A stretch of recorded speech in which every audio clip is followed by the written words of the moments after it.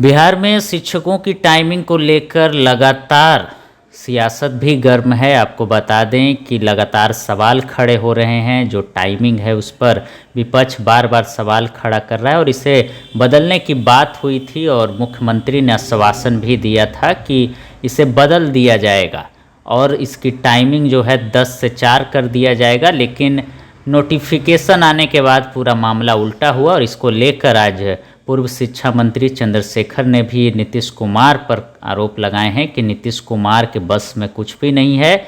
अब वो बस मुखौटा बनकर रह गए हैं, अधिकारी उनको सुनते नहीं हैं। कांग्रेस भी उन पर इसी तरह का निशाना साध रही है और पूरे विपक्ष जो है उनको एक मुखौटा के तौर पर देख रही है। और विपक्ष का कहना है कि अब नीतीश कुमार की बात कोई नहीं सुन रहा है, ना अधिकारी सुन रहे हैं और उनकी बातों की खूब अवहेलना हो रही। सुनिए और क्या कुछ कह रहे हैं विपक्ष के नेता। देख रहे हैं तो मुख्यमंत्री से बड़े हम थोड़े ऊपर है क्या बात है? मुख्यमंत्री जी से जो ऊपर हो सकते हैं कोई तो हमसे के ऊपर को कौन नहीं हो सकता। मुख्यमंत्री जी बोले कि आप लोग बताए नहीं उनको, इसलिए नहीं बताइए। अगर मान लीजिए कोई भी आदमी इतना झूठ बोलता हो, मैंने कहा कि 1.5 दर्जन मंत्री इसके गवाह हैं, उसमें पूर्व मंत्री भी हो गए हैं, हमारे जैसे बहुत लोग हैं। और उसके बाद विधान पार्षद है, जाके डॉक्टर संजीव सिंह से पूछिए कि भाई अरे अभी तक नहीं हुआ 10 से 4 ऐसा है।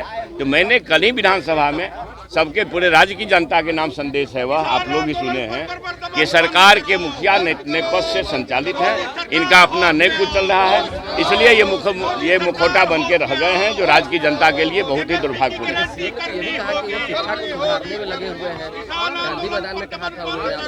बालू गिट्टी सुधार दिए ना,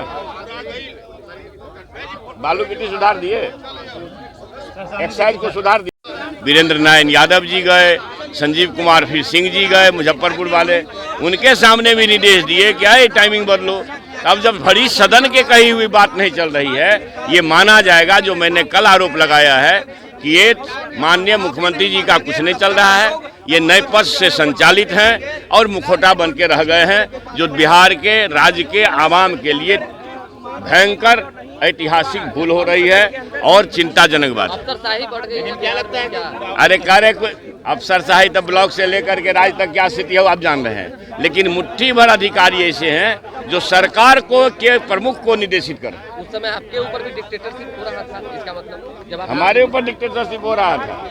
आप समझ रहे हैं जितनी टिप्पणियां हैं मेरी संचिकाओं में, आप अगर खोल के देखेंगे, जांच हो जाए तो कौन कौन लोग फंसेंगे समय बताएगा। कौन लोग मंत्री रहते तो आपका ये तेवर नहीं था? अरे भैया तो मेरा तेवर कमजोर कब था सो बताइए तो। चंद्रशेखर जी जो सत्य था अपने नेता से और माननीय मुख्यमंत्री से, कल तो तिथिवाज दी है जी। कब क्या हुआ? आदेश के बाद भी कल जिस तरीके से घंटी का रूल निकाला गया पूरे आदेश में, कैसे मानते हैं आप? क्या लग रहा है कि क्या हो रहा है? आप समझ रहे हैं चीजों को। 10 से 4 माननीय मुख्यमंत्री जी का आदेश हुआ और चिट्ठी निर्गत हुई है वो 9 से 5 का है। तो सीधे तौर पर माननीय मुख्यमंत्री जी का आदेश जब नहीं माना जाता है, तो मैंने कल सदन में कहा है तिथि के हिसाब से डेट वाइज आपको जानकारी दिए हैं, पूरे राज्य के महान मतदाता और जनता को जानकारी दिए हैं कि ये सरकार नेपथ्य से संचालित है और शायद माननीय मुख्यमंत्री जी को मैंने एक मुखौटा मुख्यमंत्री के रूप में अधिकारी लोग रखते हैं। उनके साथ रहने वाले लोग हैं, उनको मिसगाइड करने का काम करते हैं। जो शिक्षकों का उन्होंने सदन में आदेश दिया और आदेश पारित हो गया, सदन में कोई भी घोषणा की जाती है उसका अनुपालन होता है और वो एक पदाधिकारी शिक्षा विभाग के बड़े पदाधिकारी उनकी बात को नहीं माना। तो आज तो साफ सुनिए ना, उनके कहने से मुख्यमंत्री नाम का कोई चीज नहीं है। मैंने पहले ही कहा कि माननीय मुख्यमंत्री नाम का कोई चीज नहीं है बिहार में। कहा कि अरे आप बताइए, आप चिट्ठी पढ़ तो लीजिए पहले, इनकी घोषणा कुछ और इनके पदाधिकारी इनको पढ़ाते हैं कुछ, इसलिए चिट्ठी के बाद है ना, इसलिए ये बिहार जो है मुख्यमंत्री विहीन बिहार हो गया है। इनकी बात, सरकार की बात पदाधिकारी नहीं मानते हैं तो इस सरकार को 1 मिनट भी अपने पद पर बने रहने का वॉकआउट करना क्या ठीक है? नहीं, वॉकआउट हर बात में नहीं करते हैं। अगर हमारे माननीय विधायक को अपमानित कोई करेगा, असंसदीय भाषा का प्रयोग करेगा, वो भी दलित परिवार के विधायक को, तो क्या हम बैठे रहेंगे? क्या हम चूड़ियां किस बात को लेकर क्या नाराजगी? बातें तो 10 से 4 की पूरी हो गई। सरकार का इकबाल खत्म हो गया। आज भी मुख्यमंत्री ने अपने कल के आदेश को फिर नया आदेश के तौर पे बदला है। ये तो अच्छी कल का अच्छी बात है। आप समझ रहे हैं कि इस सरकार में कंट्राडिक्शन, खुद का मजाक बनाने का, उपहास बनाने का खुद पात्र बन जाना, ये सरकार के इकबाल को दर्शाता है। चाहते हैं क्या हम ये चाहते हैं कि दो बातें, एक तो जो बात मुख्यमंत्री जी ने आज कही है उसको पाठक अक्षरशः माने जो कल नहीं माना, और अगर दूसरा ये कि जो दलित विरोधी नारे लगाए गए हैं, जो भाषण में उपयोग किया गया है, उस पर वो माफी मांगे।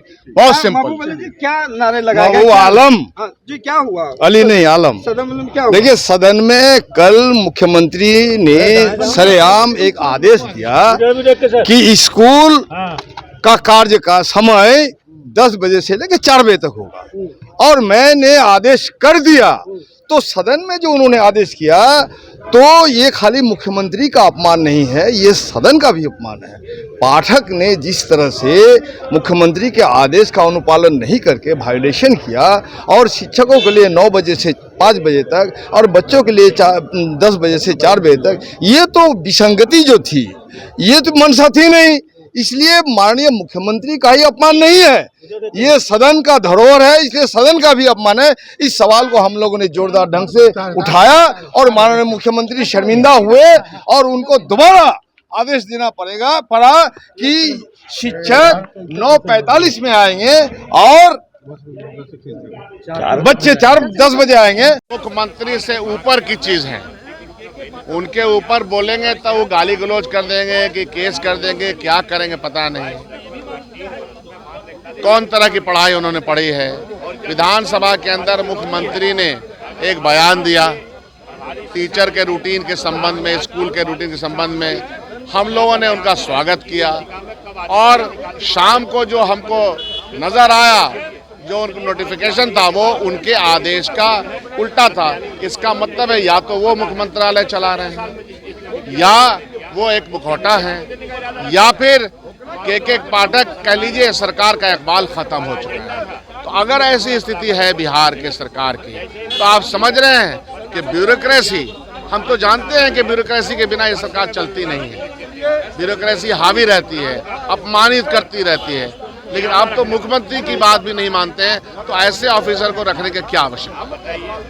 सवाल ये नहीं। विधानसभा में आज तो हमारा मुद्दा दूसरा है, चूंकि हमारे महादलित परिवार के माने से आने वाले विधायक के साथ बीजेपी के आरएसएस के लोगों ने काफी अमर्यादित शब्दों का प्रयोग किया है।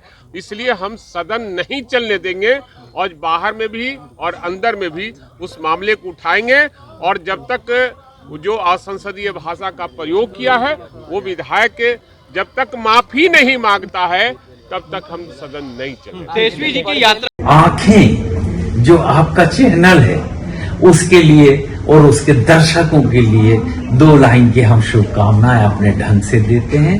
आप सब में मिठास घुल जाए बांसुरी और बीन की तरह, और लोग आपको भी प्यार करने लगे वैक्सीन की तरह।